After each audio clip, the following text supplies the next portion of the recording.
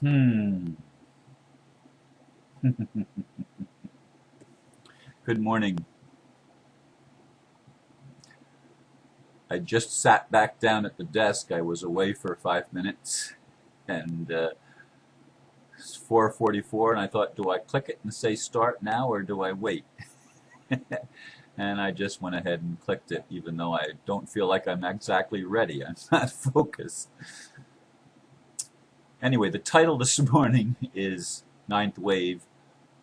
We are one is not a cliche.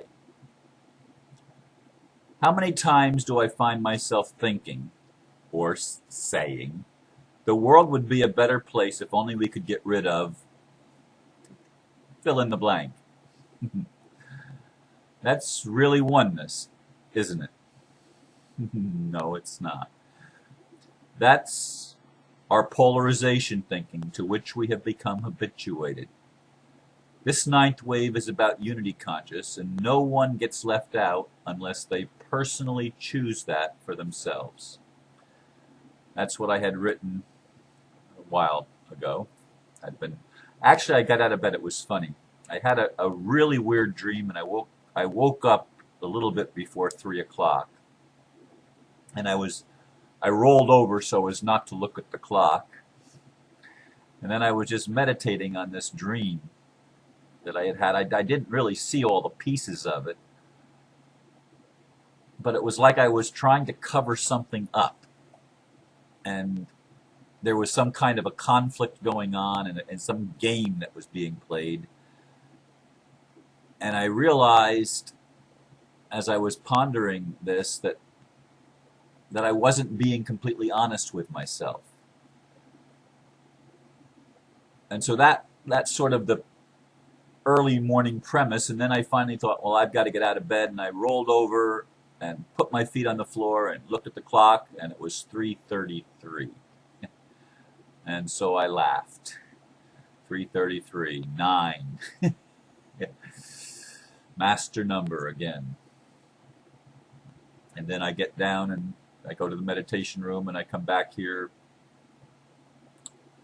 I don't know, it was 10 after 4 or something like that when I came back in from the meditation room, read some emails, and got ready, and then I left again. And as I said, I just sat back down at 4:44. So I'm getting all of these triple numbers without even trying.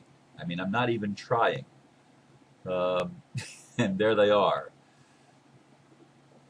It's been happening a lot in my life. I'm getting the 11:11s, except I don't do videos at 11:11 or 1:11 very often. I tried to do one and it didn't come out, and that was a few nights ago after I went to hear Elephant Gun last week, Friday night, Saturday morning. Anyway, rambling, Ron. I'm rambling. Yes, I am. And I don't feel like I have a powerful message for you today, and yet it might be more powerful than I anticipate. Because sometimes spirit seems to have a way of getting through to me and taking over, like happened yesterday. I mean, it was like I moved into a different realm, and I was no longer speaking in first person. I was speaking in third person. We. And I noticed it. Yes, I did. I noticed that it was like the bigger me, the parts of me that were working together were there, talking through me. Like, I guess that's sort of like channeling, isn't it? Except I don't consider myself a channel, although I've been told that I'm a conscious channel by others that have read things that I've written in times past, and also people have made comments along that line about some of my videos where I seem to go into a channeling mode. But I honestly believe that even if I channel, and even when I channel, I'm really channeling other parts of me because we're all one. I'm not channeling other entities, I'm channeling me. Parts of me that I've fragmented in my soul's journey, perhaps. But nevertheless, parts of me. And even if it's Saint Germain or Jesus or somebody else, some other name that I could place on something, it's still part of me because we really are one. And that's the thing that I think Spirit is trying to get me to see. And the dream near as I can figure out, is trying to get me to see that even still, I play these games with myself where I'm saying one thing and I'm using spiritual words as some type of a cliche, but my thinking still hasn't caught up to the cliche, like the "we are one." You know, I'd like to think of myself as not ever wearing a mask, not ever being a hypocrite. And yet in the dream, it felt like I was being a hypocrite. The details are not so important. It's the feeling that I had, like I was trying to defend myself against something that I was guilty of.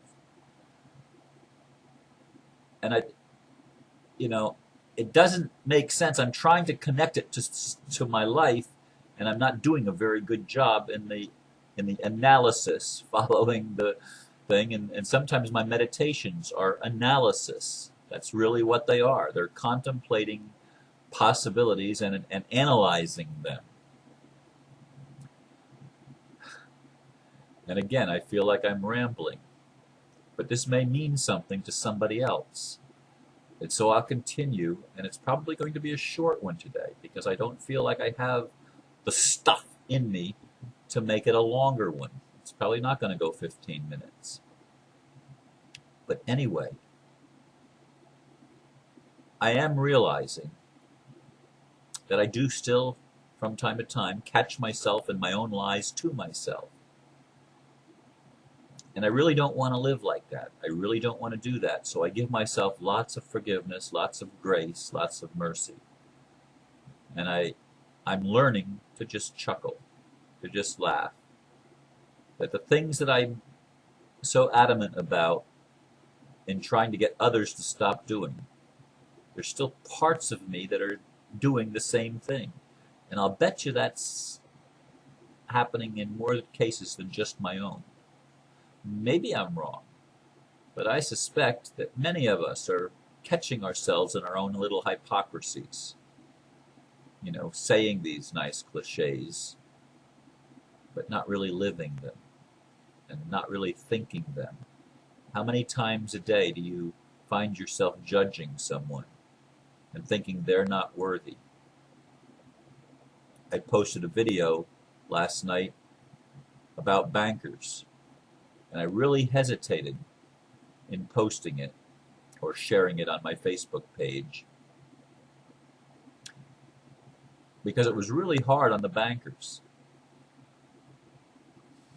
And in some respects calling for punishment.